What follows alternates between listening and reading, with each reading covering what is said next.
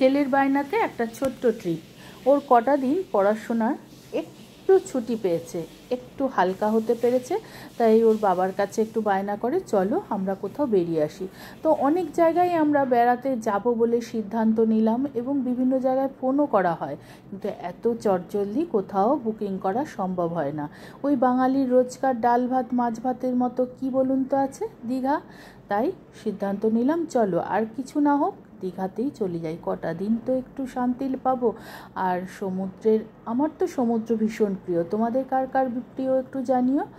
তো আমরা খুব ভোরে বাড়ি থেকে বেরিয়ে 6:40 হাওড়া থেকে দীঘার ট্রেন ছিল, কিন্তু এসে জানতে পারি ট্রেন 10:40 ছাড়বে।